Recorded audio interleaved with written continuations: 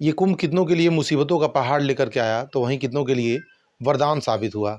इस कुंभ ने कितने लोगों ने अपने परिजन को खो दिया, कितने लोगों की अभी भी तलाश जारी है, उनका कोई नामो निशान नहीं मिल रहा है। लेकिन एक परिवार ऐसा था जिसके लिए कुंभ वरदान साबित हुआ, जिसने 27 साल पहले खोए हुए एक शख्स को उसके परिवार से मिला दिया। मिलने के बाद सभी परिवार के सदस्यों की आंखों में खुशी के आंसू थे और वो लाख लाख धन्यवाद दे रहे थे इस कुंभ के आयोजन को। नमस्कार, मैं हूं देवव्रत पांडे और आप देख रहे हैं न्यूज़ ऑन द वे। दरअसल आज जहां का मैं बात कर रहा हूं वो झारखंड में एक जिला पड़ता है धनबाद। धनबाद जिले के अंदर भोली टाउन आता है और भोली टाउन के अंतर्गत ही एक छोटा सा गांव पड़ता है जिसका नाम है श्याम नगर। श्याम नगर से कुछ लोगों का ग्रुप प्रयागराज कुंभ में नहाने के लिए पहुंचता है। सब कुछ ठीक ठाक चल रहा था। सारा ग्रुप कुंभ में महावीर जी थाना क्षेत्र में उन्होंने स्नान किया। स्नान करने के बाद जब वो अपने बाड़े की तरफ लौट रहे थे, अपने निवास स्थान की तरफ लौट रहे थे, तो रास्ते में उन्हें कुछ ऐसा दिखा जिससे लोग स्तब्ध रह गए। उन्होंने एक अघोड़ी देखा और अघोड़ी के साथ एक और उनके साथ उनके सहयोगी थे। दोनों को देख करके लोग स्तब्ध रह गए और आपस में बात करने लगे। आपस में लोग बात करने लगे कि अरे ये देखो, ये गंगा सागर के जैसा नहीं लग रहा है। और गंगा सागर का खास मित्र था राजकुमार गोसाई। ये दोनों तो उन दोनों के समान ही लग रहे हैं। वो दोनों बाबा के पास जाते हैं, उनसे सवाल जवाब करते हैं, लेकिन दोनों बाबा कोई जवाब नहीं देते हैं और वो अपने ध्यान में लीन हो जाते हैं। तो इस बात से कहीं ना कहीं उन श्याम नगर वासियों के दिमाग में संदेह पैदा कर देती है कि हो न हो ये गंगा सागर यादव और राजकुमार गोसाई ही है और हम लोगों से ये नज़रें छिपा रहे हैं।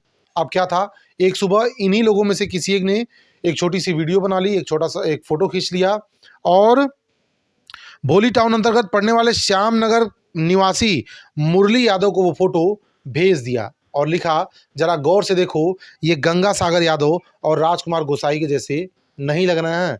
अब क्या था, वो फोटो वो वीडियो गंगा सागर के घर पे ले जाई जाती है। उनकी पत्नी थी जिनका नाम था धनवंतो। उनके दो लड़के भी थे, कमलेश और बिमलेश। दो फोटो दिखाया गया।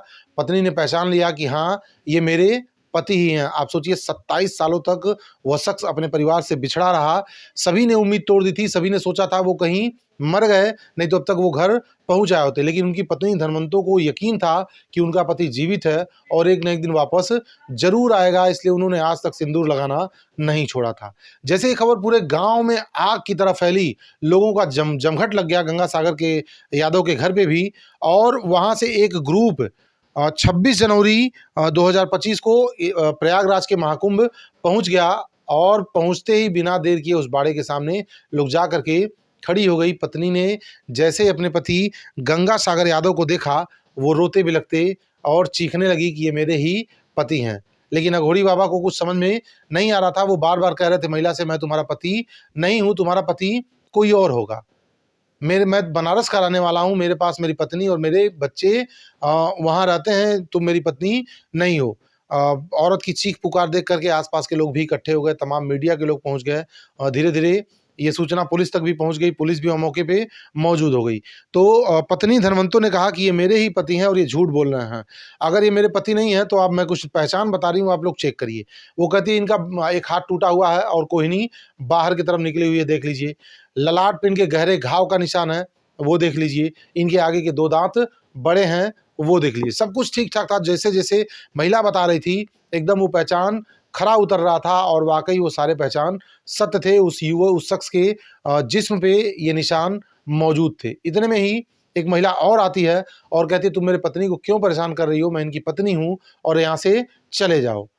लेकिन वो महिला और उसके 2 बच्चे जाने को तैयार नहीं थे। उनका लड़का कमलेश जाता है गंगा सागर यादव के कान में कहता है कि पिताजी 27 सालों तक आप हमसे दूर रहे, घर चलिए, अब तो घर चलिए। देखिए, माँ अभी भी आपके नाम का सिंदूर लगाती है, अब तो घर चलिए। लेकिन वो सीधे इनकार कर देते हैं। इसके बाद इनका छोटा लड़का बिमलेश जाता है और कहा, पिताजी जब आप घर छोड़ करके आए थे तो मैं केवल 4 महीने का था, वो भी मैं माँ के गर्भ में पल रहा था। तो अब तो चलिए घर, अभी तक सभी लोग परेशान हैं, सभी लोग आपको आज भी खोजते हैं, अब घर चलिए। लेकिन उस अघोरी बाबा ने साफ साफ जाने से इनकार कर दिया। बहरहाल शासन प्रशासन ने महिला और उसके बच्चों को समझा-बुझा करके उनका नाम पता नोट करके मामले को शांत करा दिया है।